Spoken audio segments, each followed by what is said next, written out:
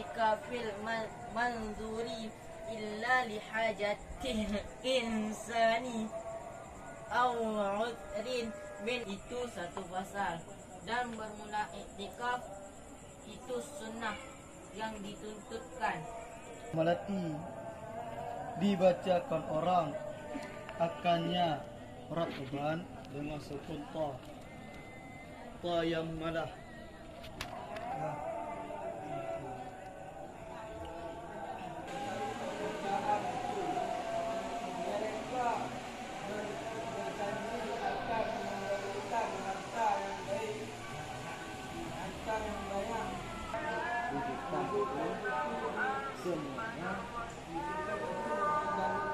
Semuanya ditolaknya.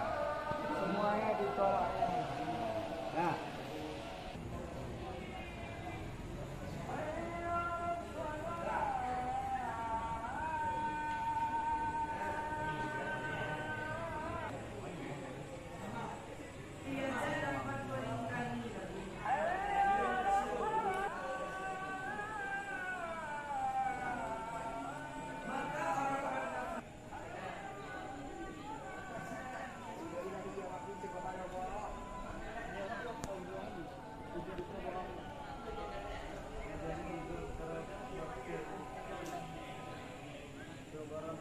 pun tak tarah jauh tak tanya ni. Oh, tak baca lagi.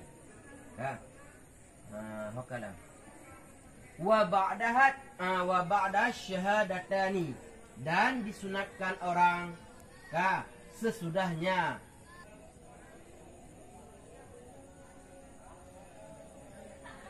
belum tasmiyah.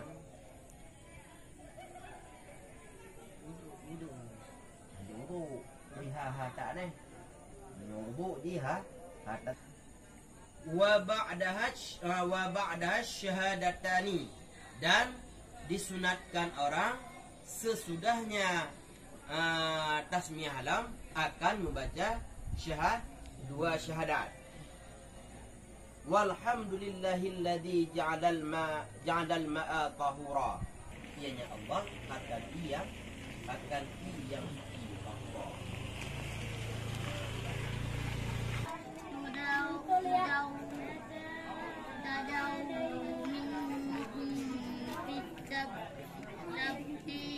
فقلنا